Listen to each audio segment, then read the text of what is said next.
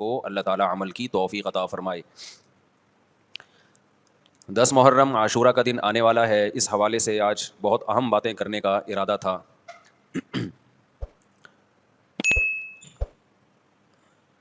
محرم میں کیا کرنا چاہیے، کربلا کا واقعہ اصل ہے کیا؟ کربلا کے واقعے پر تو میں پورا بیان چند سال پہلے ریکارڈ کروا چکا ہوں، لیکن اس واقعے سے اہم سبق کیا ملتے ہیں؟ محرم میں ہم کون سے ایسے کام کر رہے ہیں جس سے ہم اللہ کے غضب کے مستحق ٹھہر رہے ہیں؟ یہ چند باتیں ہیں جس پر انشاءاللہ آج میں بات کروں گا۔ اللہ تعالیٰ ہم سب کو عمل کی توفیق عطا فرمائے اور حق کہنے کی توفیق عطا فرمائے۔ دیکھو ایک بات خوب اچھی طرح سمجھ لو، اسلام 1400 سال پہلے مکمل ہو چکا ہے۔ کسی واقعے کی وجہ سے اسلام کو تبدیل نہیں کیا جاتا، بلکہ اسلام کی روشنی میں اس واقعے کے جو تقاضے ہیں ان پر عمل کیا جاتا ہے۔ ہمارے ہاں ہو یہ رہا ہے، واقعات کی بنیاد پہ مسائل نکالے جا رہے ہیں۔ 10 محرم کا دن سیدنا حسین ابن علی رضی اللہ عنہ کی شہادت سے پہلے بھی عظیم تھا، اور سیدنا حسین ابن علی رضی اللہ عنہ کی شہادت کے بعد بھی عظیم دن ہے۔ آج آپ نے ایک نعرہ بہت سنا ہوگا کہ جی اسلام میں فرقہ واریت نہیں ہے، ہم کسی فرقے سے نہیں ہیں۔ میں بار بار کہتا ہوں کہ یہ بڑا خوشنما نعرہ ہے جو سننے میں بہت اچھا لگتا ہے۔ کچھ باتیں سننے کی حد تک بہت اچھی ہوتی ہیں، لیکن پریکٹیکل لائف میں ان کی ویلیو بالکل بھی نہیں ہوتی۔ جب آپ پریکٹیکل لائف میں آتے ہیں تو پھر آپ کو یہ فیصلہ کرنا پڑتا ہے کہ آپ کس فرقے سے تعلق ہے آپ کا۔ آپ سنی ہیں، شیعہ ہیں، معتزلہ ہیں، مرجیہ ہیں، قدریہ ہیں، ناصبیہ ہیں، کیا ہے آپ کا فرقہ؟ یہ کہہ دینا آسان ہے، میرا کوئی فرقہ نہیں ہے۔ اس پر سب سے بڑا اشکال یہ ہوتا ہے، یہ میں اس لیے فرقے کی بات کر رہا ہوں کہ آپ کو بھی طے کرنا پڑے گا کہ آپ یا تو شیعہ بن جاؤ بھائی، یا سنی بن جاؤ، ایک طرف ہو جاؤ آپ۔ محرم میں شیعہ بنے ہوئے ہوتے ہیں، رمضان میں سنی بنے ہوئے ہوتے ہیں، ربیع الاول میں بریلوی بنے ہوئے ہوتے ہیں، تو پتہ ہی نہیں چلتا کہ ٹکتا ہی نہیں ہے کسی ایک جگہ۔ اور یہ جو نعرے ہیں نا کہ اسلام میں فرقے نہیں ہیں، یہ ویسے ہی قرآن و سنت کی روشنی میں غلط ہیں۔ اسلام میں 73 فرقے، حدیث میں آتا ہے میری امت 73 فرقوں میں ڈیوائڈ ہوگی، جن میں ایک جنتی ہوگا اور 72 جہنمی ہوں گے۔ تو ایک جنتی بھی تو فرقہ ہی ہوگا نا۔ جس نے عمل نہیں کرنا ہوتا نا، وہ یہ کہہ کے جان چھڑاتا ہے کہ میرا کوئی فرقہ نہیں ہے، تاکہ وہ بے پیندے کے لوٹے کی طرح لڑکتا رہے، کبھی ادھر کبھی ادھر، کیونکہ عمل تو کرنا نہیں ہے اس نے۔ فرقہ واریت نا ایک بڑا ٹاپک بن چکا ہے، ہر آدمی فرقہ واریت کے نام پہ منجن بیچ رہا ہے کہ میں فرقہ واریت نہیں مانتا، میں یہ مانتا ہوں۔ ارے تو بس کر دو یار، بس کرو۔ آپ باتیں کرنے پر گورنمنٹ کی طرف سے کوئی پابندی نہیں ہے، پریکٹیکل لائف میں نہیں چلتا یہ سب کچھ۔ تو جو اہل سنت والجماعت سچی مچی کے تھے، اب اہل سنت والجماعت میں بھی ہر آدمی اہل سنت والجماعت بنا ہوا ہے۔ اہل سنت والجماعت کی جو شارٹ فارم اردو میں آئی اس کو سنی کہا گیا، سنت سے نکلا یہ لفظ، اس کو کیا کہا گیا؟ بولو نا کیا ہو گیا؟ سنی۔ یہ اہل سنت والجماعت کی کیا ہے؟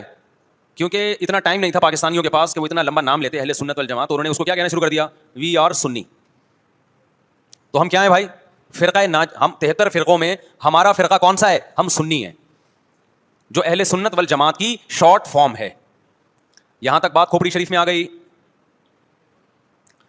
اب جو سنی ہے نا، ان کے کچھ مخصوص عقیدے ہیں، وہ عقیدے ہوں گے تو آپ سنی ہوگے، وہ عقیدے نہیں ہیں تو آپ سنی نہیں ہے۔ لیبل لگاتے رہو، جیسے وہ بار بار میں چٹکلا سناتا ہوں نا کہ ایک آدمی نے چاول کی بوری پر، چینی کی بوری پر چاول لکھا ہوا تھا، لوگوں نے پوچھا بھائی اندر چینی ہے باہر چاول، کہتا ہے مکھیوں کو دھوکہ دینے کے لیے، مکھیاں بہت بیٹھتی ہیں، تو لیبل کیا لگا دیا؟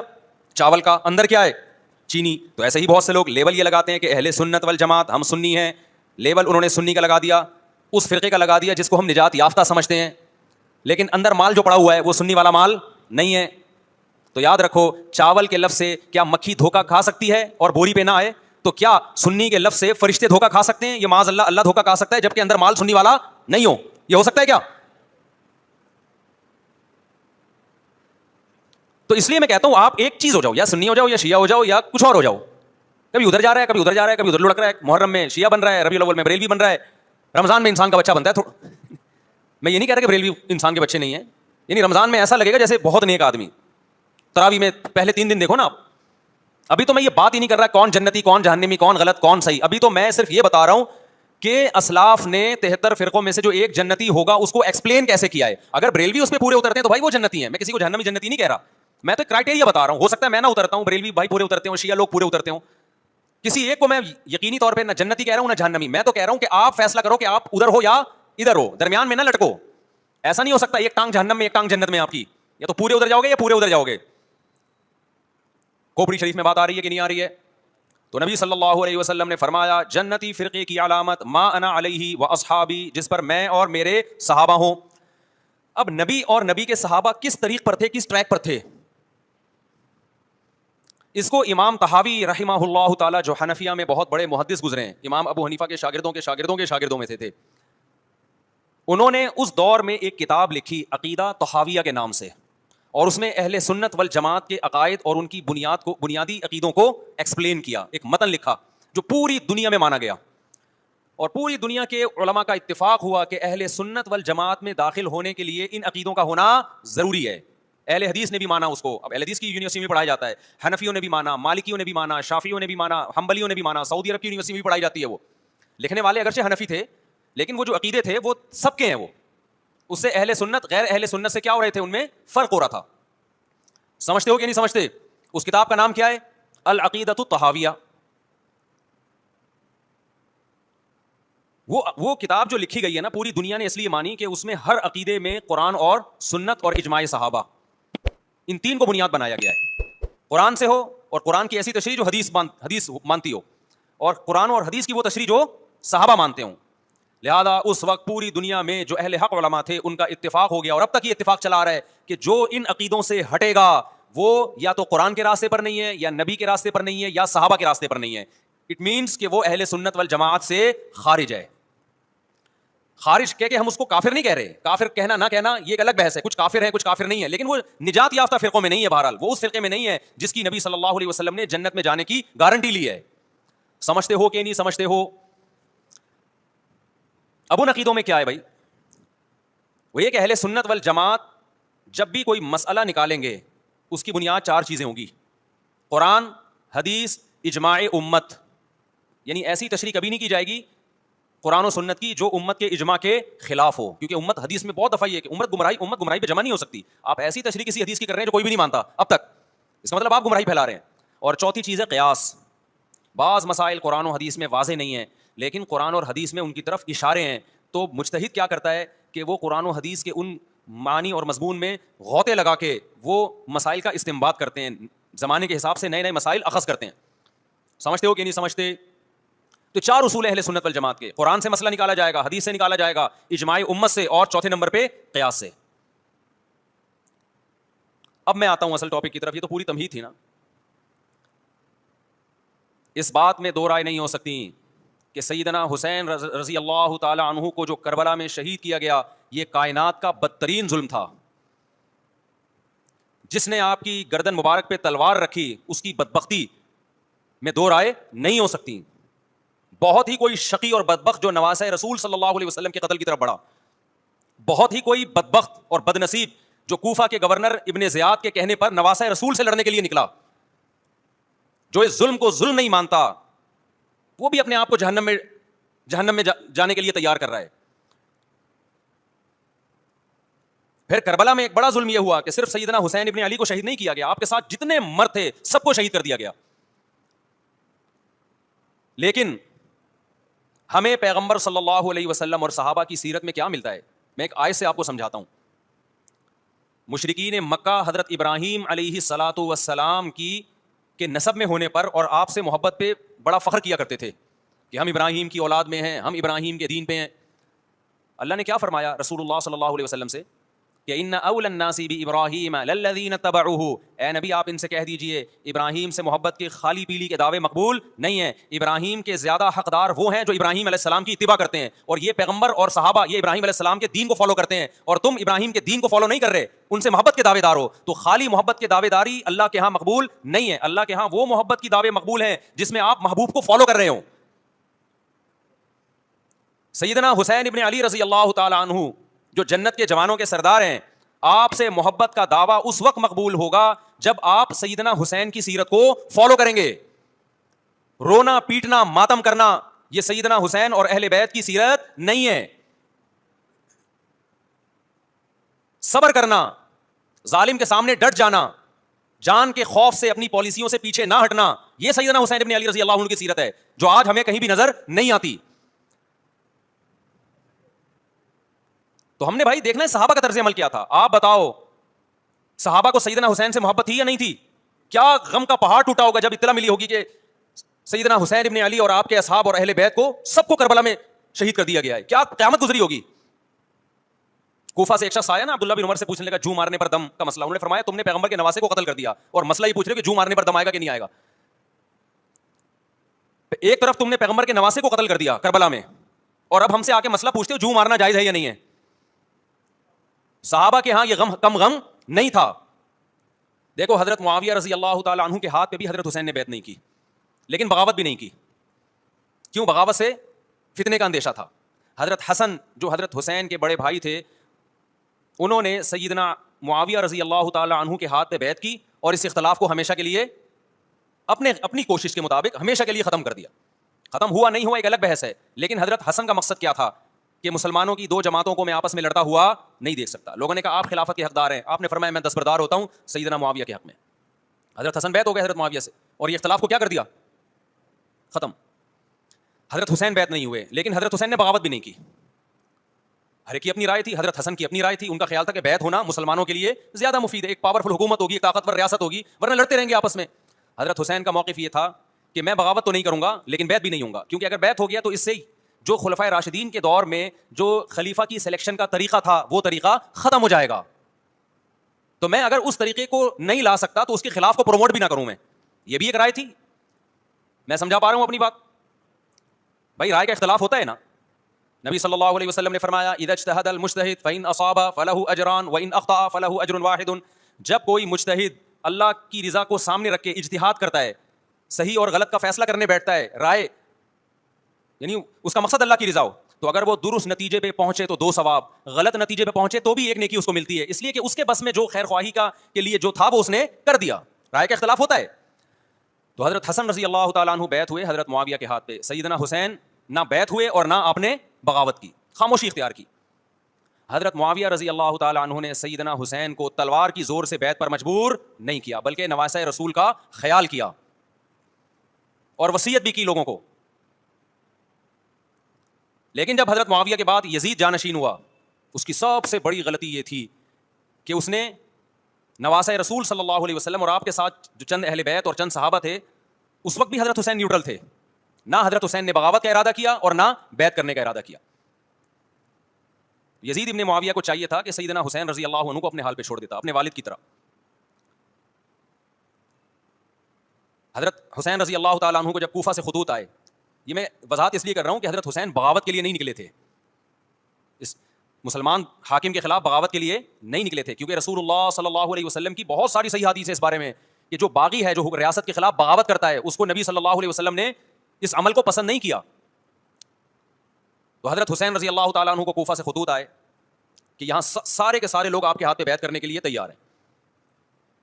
ظاہر ہے جب کسی علاقے کے لوگ دارالخلافہ ہو اور سب بیعت ہونے کے لیے تیار ہوں تو پھر آپ کا جانا یہ بغاوت کا عمل نہیں کہلاتا. حضرت حسین رضی اللہ تعالیٰ عنہ اہل بیت کے ساتھ نکلے, کربلا میں جب پہنچے, مشہور واقعہ آپ 20 دفعہ سن چکے ہیں. وہاں جا کے آپ کو اطلاع ہوئی کہ وہ خبر غلط تھی اور عبید اللہ بن زیاد نے ایک پورا لشکر بھیجا سیدنا حسین رضی اللہ تعالیٰ عنہ کو مجبور کرنے کے لیے کہ میرے ہاتھ پہ آپ زبردستی بیعت ہو جائیں. حضرت حسین رضی اللہ تعالیٰ عنہ نے مطالبے رکھے کہ یا تو مجھے واپس جانے دیا جائے, اور اگر بیعت کرنا ہی ہے تو میں دمشق میں امیر کے ہاتھ پہ جا کے بیعت کروں گا. بہت معقول مطالبے تھے یہ.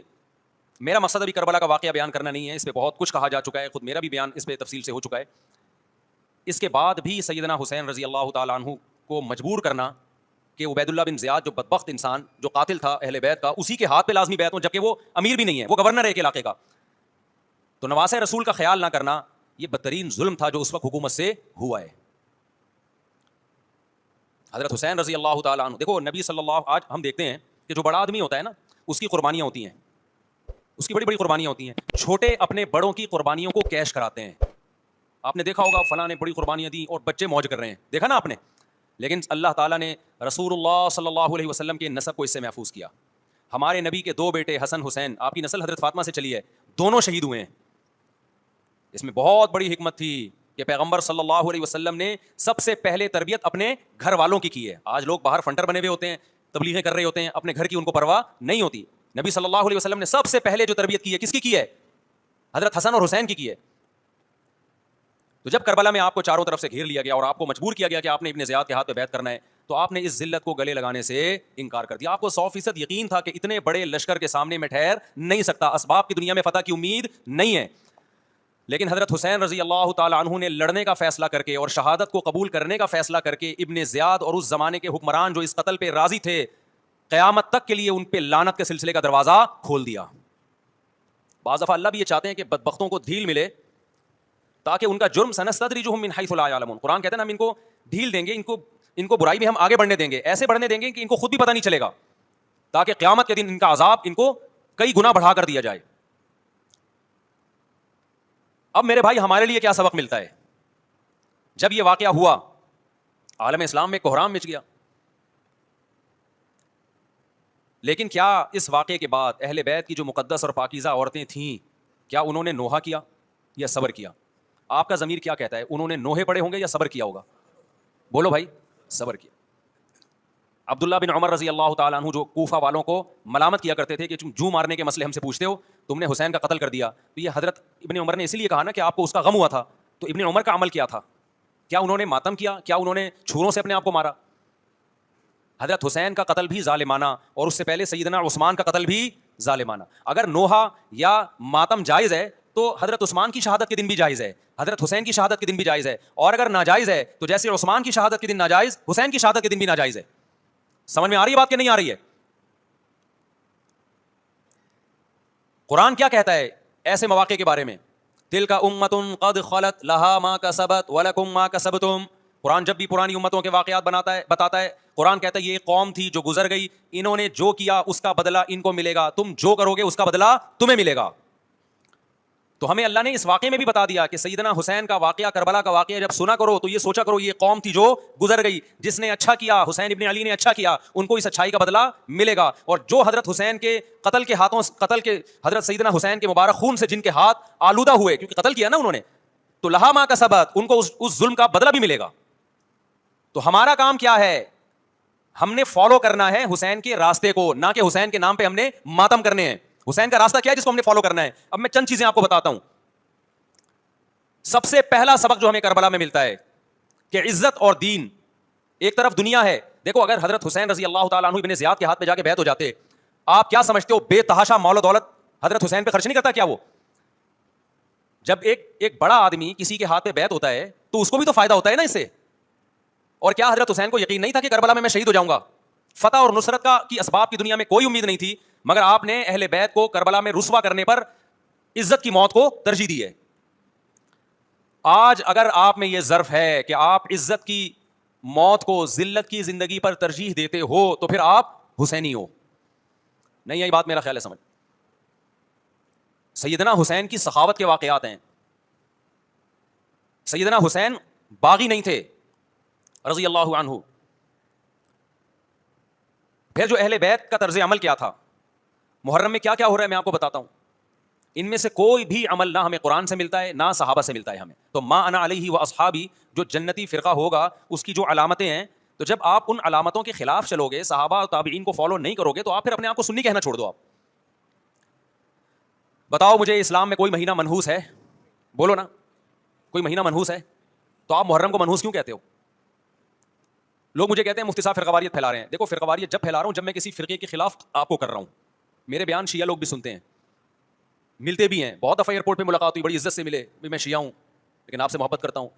یہاں مسجد میں بھی آتے ہیں, میں نے کبھی کسی پہ طنز نہیں کیا. اس لیے میں بار بار کہتا ہوں جو شیعہ کا مذہب ہے اس کو کرنے دو. وہ سبیلے لگاتے ہیں, آپ ان کو مت چھیڑو, جا کے تنگ نہ کرو ان کو. وہ ماتم کرتے ہیں, آپ ان کو مت چھیڑو. وہ نوحے کرتے ہیں, وہ نوحے پڑھتے ہیں, آپ ان کو مت چھیڑو. لیکن آپ اپنی پوزیشن واضح کرو کہ آپ شیعہ ہو یا آپ سنی ہو. آپ تو ایک طرف ہو جاؤ نا. محرم میں اگر آپ مرثیہ لگا کے گھوم رہے ہو گاڑیوں میں, اٹ مینز آپ سنی نہیں ہو. آپ نبی صلی اللہ علیہ وسلم کی حدیث ہے ہمارے پاس, ہم اہل سنت والجماعت ہیں, ہم سنت کو فالو کرتے ہیں. تو سنت کیا کہتی ہے؟ میتوں پہ گریبان چاک کرنا, میتوں پہ چیخو پکار کر کے رونا. آپ نے فرمایا لیس منا, وہ ہم میں سے نہیں ہے. اور اس عمل پہ آپ صلی اللہ علیہ وسلم نے لعنت فرمائی ہے. لوگ کہتے ہیں حسین کی یاد میں رونا نبی کی سنت ہے. نبی صلی اللہ علیہ وسلم کو جب جبریل نے بتایا کہ حسین شہید ہوں گے, آپ روئے اس لیے کہ اس وقت آپ کو یہ خبر ملی تھی. لیکن کیا ہر محرم میں آپ نے رونے کا پروگرام کیا ہے یا صحابہ کو بیٹھ کے باقاعدہ رلایا ہے آپ نے؟ کیا ہو گیا بھائی؟ آپ کو بھی جب کربلا کا واقعہ کی خبر ملی آپ کی آنکھوں میں آنسو آ جائے, یہ نیچرل ہے, یہ حسین سے محبت کی علامت. لیکن ہر محرم میں باقاعدہ بٹھا کے رونے کا پروگرام کرنا یہ حسین سے محبت کی علامت نہیں ہے, بلکہ شریعت میں ناجائز ہے یہ غموں کو بڑھانا. یہ کہاں سے جائز ہو گیا؟ حضرت عثمان بھی تو شہید ہوئے تھے، نبی صلی اللہ علیہ وسلم کے داماد تھے، ان کی یاد میں آپ رونے کو سنت کیوں نہیں کہتے؟ ہماری نظر میں حسین کا قتل بھی بہت بڑا ظلم اور سیدنا عثمان کا قتل بھی بہت بڑا ظلم تھا. دونوں مظلوم تھے، دونوں مظلوم شہید تھے، ہمیں دونوں کی شہادت پہ غم ہے، لیکن اب اس غم کو مناتے نہیں ہیں. اسلام میں غم منانا سنت نہیں ہے. دیکھو جعفر طیار رضی اللہ عنہ، نبی کے چچا زاد بھائی، اہل بیت، جب آپ صلی اللہ علیہ وسلم نے ان کو لڑائی کے لیے میدان جنگ میں بھیجا، رومیوں سے لڑائی تھی، حضرت جعفر طیار کی 4 بیویاں تھیں. جب نبی صلی اللہ علیہ وسلم مسجد نبی میں بیٹھے، آپ کو فرشتوں نے اطلاع دی کہ جعفر طیار شہید ہو گئے. آپ صلی اللہ علیہ وسلم کی آنکھوں سے آنسو. یہ آنسو اس وقت نکلے جب عین شہادت کی اطلاع ملی ہے. اس وقت آنسوؤں کا نکلنا محبت کی علامت ہے. آپ نے صحابی رسول کو بھیجا کہ جاؤ آپ کی زوجات کو، بیویوں کو جا کے خبر دو کہ جعفر طیار شہید ہو گئے. کیا قربانی تھی صحابہ کی. آپ دیکھو ایسے جوان تھے جعفر طیار، خوبصورت جوان. غزوہ بدر میں جب مشرکین مکہ نے یہ نعرہ لگایا کہ حل میں مبارز، 3 سردار آئے، انہوں نے کہا پہلے تمہارے اندر سے 3 بہادر آئیں ہم سے لڑیں. دیکھو عربوں میں یہ ہوتا تھا کہ جب جنگ کے لیے 2 فوجیں آمنے سامنے کھڑی ہوتی تھیں تو پہلے دونوں طرف کے بہادر ترین لوگوں کی لڑائیاں ہوتی تھیں کہ جب تک دونوں میں سے ایک قتل نہیں ہوگا لڑائی شروع نہیں ہوگی. تو آپ کو پتا ہے کہ اس میں بہادر ترین لوگ نکلیں گے نا جو لڑنا جانتے ہوں. مشرکین مکہ کی طرف سے 3 یا 4 بڑے بڑے سردار آئے لڑائی سے پہلے، بدر میں لڑائی سے پہلے. انہوں نے نعرہ لگایا حل میں مبارز، کوئی ہے تم میں جو پہلے ہم سے لڑے. یعنی ادھر سے ہم 3 ہیں تو ادھر سے بھی کتنے چاہیے؟ 3 بندے.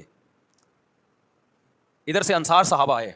مشرکین مکہ نے کہا لیسو باکفائنا، یہ ہمارے جوڑ کے نہیں ہیں، قریشی ہاشمی چاہیے، ہمیں ہمارے نسب کے لوگ ہونے چاہیے. تو ادھر سے نبی صلی اللہ علیہ وسلم نے حضرت علی کو بھیجا اور حضرت جعفر طیار کو بھیجا. جن صحابہ کو بھیجا ان میں حضرت جعفر طیار بھی تھے. حضرت جعفر طیار رضی اللہ تعالیٰ عنہ اور سیدنا علی مقابلے میں غالب آ گئے. خوبصورت صحابی. نجاشی کے سامنے آپ نے تقریر کی ہے، ہجرت کی ہے نا جب حبشہ کی طرف، تو نجاشی نے پوچھا جعفر طیار سے کہ تمہارے پیغمبر جو کلام لے کر آئے ہیں وہ سناؤ. حضرت جعفر طیار رضی اللہ تعالیٰ عنہ نے سورہ مریم پڑھنا شروع کر دی. کاف ہا یا عین صاد ذکر رحمت ربک عبدہ زکریا اذ نادى ربہ نداء خفیا قال رب انی وهن العظم منی واشتعل الراس شیبا ولم اکن بدعائک ربی شقیا وانی خفت الموالی من ورائی وکانت امراتی عاقرا فہب لی من لدنک ولیا. ایسی حضرت مریم اور عیسیٰ ابن مریم کی سیرت کو سورہ مریم میں بیان کیا حضرت جعفر طیار نے کہ نجاشی روتے روتے اس کی داڑھی تر، اور جتنے پادری بیٹھے تھے سب کی داڑیاں تر ہو گئی روتے روتے. تو یہ تقریر جو نجاشی کے اسلام کا سبب بنے، بادشاہ کو مسلمان کرنے والے کون تھے؟ حضرت جعفر طیار. اور آپ کے چھوٹے چھوٹے بچے، 4 جوان بیویاں ہوں، چھوٹے چھوٹے بچے ہوں، اور ایسے میں میدان جنگ میں لڑتے ہوئے شہید ہو جائیں تو پیغمبر اور صحابہ پہ کیا قیامت ٹوٹی ہوگی. لیکن ہمارے نبی صلی اللہ علیہ وسلم کی آنکھوں سے کیا تھے؟ صرف آنسو موتی کی طرح ٹپک رہے تھے. اور آپ صحابہ کو اطلاع دے رہے تھے کہ جعفر طیار شہید ہو گئے اور جاؤ ان کے گھر والوں کو بتا کے آ جاؤ. کتنی بڑی قربانی ہے یا نہیں ہے؟ جب خبر دینے والا آپ کی ازواج کو بتا کے آیا کہ جعفر طیار شہید ہو گئے تو آپ کے گھروں سے خواتین کے رونے کی آوازیں آئیں. آپ صلی اللہ علیہ وسلم نے فرمایا ان سے بولو کہ اپنی آواز کو پست کرو. پھر چیخو پکار کی آواز آئی تو آپ نے فرمایا کہ اگر دوبارہ چیخو پکار کی آواز آئے تو ان کے منہ پہ خاک پھینک دو. وہ شہید کی بیوہ تھیں، اور شہید بھی کتنے مقدس، ان کو بھی نبی صلی اللہ علیہ وسلم نے نوحہ کرنے کی اجازت نہیں دی. اس دن جس دن غم پہنچا ہے اس دن بھی چیخو پکار کی اجازت نہیں دی ہے. تو آپ بتاؤ اگلے سال اس تاریخ کو چیخو پکار کی کیسے اجازت مل جاتی؟ نہیں آئی میرا خیال بات سمجھ میں. جب غم پہنچا ہے اس وقت چیخنے چلانے کی اجازت نہیں ہے. چھوٹے چھوٹے یتیم بچے، حضرت جعفر طیار کے چھوٹے چھوٹے یتیم بچے، کتنا غم ہوتا ہے جب چھوٹے چھوٹے بچے، ان کا باپ دنیا سے چلا جائے، کتنا ترس آتا ہے ان کے اوپر. تو ہمارے نبی کو بھی ان یتیم بچوں پہ بھی ترس آیا، ان بیواؤں پہ بھی ترس آیا. لیکن نہ نبی صلی اللہ علیہ وسلم چیخو پکار کر کے خود روئے اور نہ آپ نے ان کی ازواج کو رونے کی اجازت دی ہے. سمجھ میں نہیں آئی میرا خیال ہے بات؟ میرا مقصد شیعوں پہ طنز کرنا نہیں ہے، ان کا جو مذہب ہے ان کو اس پہ چلنے دو. میرا مقصد ہے آپ اپنی پوزیشن واضح کرو کہ آپ ادھر ہو یا ادھر ہو. کسی کو تنگ مت کرو، نہ کسی پہ فتوے لگاؤ کفر اسلام کے، نہ کسی کو جہنمی قرار دو. اپنی پوزیشن آپ فیصلہ کرو کہ آپ اگر ادھر جانا تو پورے ادھر چلے جاؤ. پھر یہ آدھا تیتر آدھا بٹیر والا معاملہ مت کرو. وہ ان کا مذہب ہے بھائی. ان کے علماء ان کو بتاتے ہیں کہ محرم میں کالے کپڑے پہننے ہیں، محرم میں ماتم کرنا ہے، محرم میں کو منحوس سمجھنا ہے، اس میں شادی بیاہ نہیں کرنا. ان کے علماء ان کو بتاتے ہیں، ان کو چلنے دو اس پر. دنیا میں بہت سے فرقے ہیں، بہت سے مذہب ہیں. ہم کسی کو نہ ختم کر سکتے ہیں، نہ کسی کے خلاف نفرت پیدا کر سکتے ہیں. اس سے کوئی چیز حاصل نہیں ہوگی. کسی سے نفرت کرنے کی ضرورت نہیں، کسی پہ فتوے لگانے کی ضرورت نہیں. لیکن آپ کو اپنی پوزیشن واضح کرنی پڑے گی کہ میں کہاں کھڑا ہوا ہوں. اگر آپ سنی ہو تو پھر اہل سنت والجماعت صحابہ تابعین کو فالو کرتے ہیں، حدیث کو فالو کرتے ہیں. اور حدیث میں ہمیں ماتم کرنا، نوحہ کرنا، گریبان چاک کرنا اس کی پرمیشن نہیں ہے، بلکہ اس سے روکا گیا ہے, اس عمل کو حرام اور ناجائز قرار دیا گیا ہے. بات آ رہی ہے سمجھ میں؟ باقی جو شیعہ حضرات کرتے ہیں, ہمارے دوست ہیں شیعہ, میں مذاق میں نہیں کہہ رہا, ملتے ہیں ہم سے, میں کبھی ان سے مذہب کے ٹاپک پہ بات نہیں کرتا, نہ ان کو کبھی چھیڑتا ہوں کہ آپ یہ کیوں کر رہے ہو, یہ کیوں نہیں کر رہے. بھائی اس کا مذہب ہے, وہ اس کا فرقہ ہے, جو کرنے دو اس کو, ہم نہیں کرتے, کیونکہ ہم اہل سنت والجماعت میں. سمجھ میں آ رہی بات کہ نہیں آ رہی؟ پھر ربیع الاول کا مہینہ آئے گا, اس میں بھی آپ اپنی پوزیشن واضح کرو کہ آپ ادھر ہو یا ادھر ہو. دو فرقے ہیں, دیوبندی بریلوی. میں نہیں کہہ رہا کہ کون جنتی کون جہنمی, لیکن بر صغیر میں جن کو دیوبندی کہا جاتا ہے وہ نظر و نیاز تیجے 40 کے قائل بولو نہیں ہے. ان کی کتابوں میں لکھا ہوا ہے, وہ اس کے قائل نہیں. اگر کوئی بزرگ ان میں قائل گزرا بھی ہے تو اس کا ذاتی تفرد ہے, اس کو علماء نے فالو نہیں کیا, اس کو ان کی اجتہادی غلطی قرار دیا ہے. ربیع الاول میں جلوس نکالنا یا مزار بنانا یا مزاروں پہ جانا اس نیت سے کہ وہاں جا کے ہم کوئی قوالی پڑھیں گے یا کچھ بھی, ہمارے ہاں قبرستان جانا صرف اس لیے ہے کہ آخرت کی یاد تازہ ہو, بس. اس کے علاوہ اور کوئی کانسیپٹ نہیں ہے. ہمارے ہاں قبر ایک بالش سے زیادہ اونچی بنانا جائز بولو نا نہیں ہے, قبر پکی کرنا جائز نہیں ہے, تیجے 40 میں کرنا جائز بولو نہیں. آج ایک صاحب آئے, کہنے لگے میری ساس کا 40واں ہے, فجر میں کہنے لگے مجھے, کہہ رہے میں نہیں گیا تو بڑا مسئلہ ہو جائے گا. میں نے کہا بھائی ایک فیصلہ کرو, گرین چینل یا وائٹ چینل, ایک طرف ہو جاؤ بھائی, کیونکہ وائٹ چینل میں یہ جائز نہیں ہے, نہ 40واں نتیجہ ہے.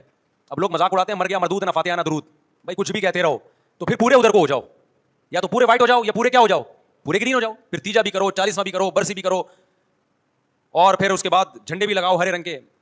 میں نہیں کہہ رہا دیوبندی صحیح ہے یا بریلوی صحیح ہے, دیکھو میں یہ بحث نہیں کر رہا, میری بات کو غلط نہ لے کے جانا. میں کہہ رہا ہوں آپ اپنی پوزیشن واضح کرو, صحیح غلط تو اگلا مرحلہ ہے, آپ کیا ہو آپ کو تو یہ نہیں پتا چل رہا. آپ ربیع الاول میں ہرے جھنڈے لے کے گھوم رہے ہو, رمضان میں آپ وائٹ چینل بنے ہوئے ہو, محرم میں آپ بلیک چینل بنے ہوئے ہو, تو پتہ ہی نہیں چل رہا تو ہے کیا بھائی. جب 73 فرقوں میں ایک جنتی ہے تو ایک کو فالو کرو نا جس کو جنتی سمجھتے ہو. اگر آپ سمجھتے ہو کہ بلیک چینل یا شیعہ فرقہ جنتی ہے تو پورے شیعہ ہو جاؤ بھائی. اگر آپ سمجھتے ہو بریلوی فرقہ جنتی ہے تو پورے بریلوی ہو جاؤ. تو جس کو سمجھتے ہو وہ بن جاؤ, لیکن پورے بنو, ادھورے مت بنو, آدھا آدھا نہ لو. بات سمجھ میں آ رہی ہے؟ میں پھر بتا رہا ہوں, نہ میں کسی کو جنتی کہہ رہا ہوں نہ جہنمی. میں یہ نہیں کہہ رہا دیوبندی جنت میں جائیں گے یا بریلوی جائیں گے یا شیعہ جائیں گے, یہ تو اللہ فیصلہ کرے گا. ہم تو وہ کریں گے جو ہماری کھوپڑی میں آ رہا ہے. ہماری کھوپڑی میں یہ آ رہا ہے کہ جس کو بھی کرو تو ایک کو کرو پورا, تاکہ ایک طرف ہو جاؤ. آدھے تیتر آدھے بٹیر مت بنو آپ, اور دوسرے کو چھیڑو بھی نہیں, چھیڑنے کی بھی ضرورت نہیں ہے. کوئی جو کر رہا ہے کہ بھائی اس کا مذہب ہے. دیکھو ہندو مندر میں جاتا ہے نا, ہماری رائے کے مطابق صحیح کر رہا ہے غلط کر رہا ہے, غلط کر رہا ہے, لیکن ہم چھیڑتے ہیں کیا؟ اسلام نے اجازت دی اس کو چھیڑنے کی کہ ہندو جا رہا ہے اس کو پکڑ کے لا کیوں جا رہا ہے بھائی؟ اسلام بولا بھائی لکم دینکم ولی دین, تمہارے لیے تمہارا دین, ہمارے لیے ہمارا دین. لا اکراہ فی الدین, دین میں زبردستی نہیں ہے, جو کر رہا ہے اس کو کرنے دو. تبھی اسلامی تاریخ میں کوئی ایک مندر بھی ہمارے علم میں نہیں ہے کہ اس میں ہندوؤں پہ پابندی لگی ہو کہ مندر نہیں جا سکتے. جب تک اسلامی حکومتیں رہی ہیں, ہندوستان میں 1000 سال مسلمانوں نے حکومت کی ہے. اگر ہندوؤں کو مندر جانے سے روک دیتے تو آج یہ مندر ختم ہوتے. اسلامی حکومت جب ختم ہوئی ہے تو بھی مندر لاکھوں کی تعداد میں مندر تھے. اسلام مسجد جانے کا حکم دیتا ہے یا چرچ جانے کا؟ بولو. مسجد. چرچ جانے کو غلط سمجھتا ہے کیونکہ وہاں غیر اللہ کی عیسیٰ ابن مریم کی عبادت ہو رہی ہے. لیکن کیا اسلام آپ کو پرمیشن دیتا ہے کہ کوئی عیسائی چرچ جا رہا ہو تو آپ اس کو روکو کہ تو کیوں جا رہا ہے مسجد میں؟ آ اجازت دیتا ہے؟ یا اسلام یہ کہتا ہے کہ اس سے بدتمیزی شروع کر دو آپ؟ بولو کیا ہو گیا؟ آپ کو سبق یاد کرا رہا ہوں میں. بدتمیزی شروع کر دو. یا اسلام یہ اجازت دیتا ہے کہ اس سے اچھا سلوک نہ کرو؟ قطعی اجازت نہیں, بلکہ قرآن تو کہہ رہے ہیں ان اللہ یحب المقسطین, جو غیر مسلم تم سے لڑ نہیں رہے میدان جنگ میں ان سے تمہیں اچھا سلوک کرنا پڑے گا, کیونکہ اللہ اچھا سلوک کرنے والوں کو پسند کرتا ہے. صحابہ کرام غیر مسلموں کو بھی ہدیے دیا کرتے تھے, نبی صلی اللہ علیہ وسلم نے یہودیوں کو بھی ہدیے دیے. تو جو مذہب اسلام کی طرف منسوب نہیں ہے, جب ہمیں ان سے اچھے سلوک کا حکم ہے, تو جو مذہب اسلام کی طرف منسوب ہیں, قطع نظر اس سے کہ وہ اس دعوے میں سچے ہیں یا جھوٹے, یہ تو بحث ایک الگ ہے, لیکن نسبت کس کی طرف کر رہے ہیں؟ اسلام کی طرف. تو ہمیں ان سے بدتمیزی بدسلوکی کی کہاں سے اجازت ہوگی؟ تو میں نہیں کہہ رہا کہ آپ شیعہ بریلویوں سے دشمنی کرنا شروع کر دو, ان کی دعوتیں اٹینڈ نہ کرو, ان سے کاروبار چھوڑ دو, یا ان کو جا کے تنگ کرو, کیوں سبیل لگا کے بیٹھے ہو, کیوں ماتم کر رہے ہو, یہ کام مت کرو آپ. ہمارا ملک اس فرقواریت کا متحمل نہیں ہے, اس سے فساد پھیلتا ہے. لیکن اپنی پوزیشن آپ واضح کرو, ایک لکیر ہے آپ کھینچ دو. اگر کوئی شخص آپ کے سامنے صحابہ کو برا بھلا کہتا ہے, آپ بولو بھائی یہ میری باؤنڈری کیا ہو رہی ہے, کراس. میرے سامنے آپ کو ان بزرگوں کے خلاف بولنے کی اجازت نہیں ہے جن سے مجھے عقیدت ہے. اگر یہ کام آپ نے کیا تو ہماری اور آپ کی راہیں الگ الگ. آپ کا جو مذہب ہے بھائی, آپ بند کمرے میں, آپ کے امام بارگاہ میں, آپ کے مسجدوں میں, جہاں بھی ہے وہ آپ کا نجی معاملہ ہے. ہمارے سامنے آپ نے کوئی ایسی بات نہیں کرنی جو ہمارے عقیدے کے خلاف ہو, تو آپس میں دوستی رہے گی. اب دیکھو عیسائی آپ سے ملتا ہے, آپ گپ شپ کرتے ہو, کھانا کھاتے ہو, لیکن عیسائی بار بار بولے میں آپ کے نبی کو نہیں مانتا, میں آپ کا نبی, آپ بولے گا بھائی تو نہیں مانتا تو ہم نے کب کہا کہ مان تو, لیکن میرے سامنے بار بار کیوں کہہ رہے کہ میں تیرے نبی کو نہیں مانتا؟ یہاں سے آپ کی اس کی دوستی کیا ہو جائے گی پھر؟ ختم. تو غیر مسلم کو بھی دو قسمیں, کسی بھی مسلک کے لوگوں سے ملو, کسی بھی فرقے کے لوگوں سے ملو, کوئی جھگڑا نہیں, کوئی بحث نہیں, ایک دوسرے کو کھانا بھی ہے, ایک دوسرے سے ایک دوسرے کو کھلانا بھی ہے, ایک دوسرے سے کھانا بھی ہے, ایک دوسرے کی دعوتوں میں بھی شرکت کرنی ہے. جہاں مذہب کا معاملہ آئے تو پھر آپ کسی سے بحث نہ خود کرو نہ کسی کو کرنے کی اجازت دو. اگر کچھ سیکھنا چاہتا ہے تو آپ بولو بھائی علماء کے پاس آ جاؤ, آپ کو کوئی اشکال ہے تو ہم وہاں آپ کا اشکال حل کر دیں گے. اس سے آگے بڑھنے کی کوشش بولو مت کرو, اس سے ملک میں امن ہوگا. باقی فرقے ہمیشہ سے ہیں بھائی, آج کوئی نئے تھوڑی ہیں, اور یہ ہمارا کام تھوڑی ہے فرقے ختم کرنا. یہ تو عیسیٰ ابن مریم جب نازل ہوں گے, حضرت مہدی آئیں گے, وہ تلوار کی طاقت سے ختم کریں گے, ان کے پاس یہ اتھارٹی ہوگی کہ وہ فرقوں کو ختم کریں. آپ نے یہ کرنا ہے کہ دوسرے کے مسلک کو چھیڑنا نہیں ہے اور اپنا چھوڑنا نہیں ہے. مسئلہ آپ کے ساتھ یہ ہو رہا ہے کہ دوسرے کو چھیڑ بھی رہے ہو اور اپنا چھوڑ بھی رہے ہو, دونوں الٹے کام کر رہے ہو. ایک طرف بحث کر رہے ہوتے تم ایسے اور دوسری طرف وہی بنے ہوئے ہوتے تھوڑے دنوں میں جا کے.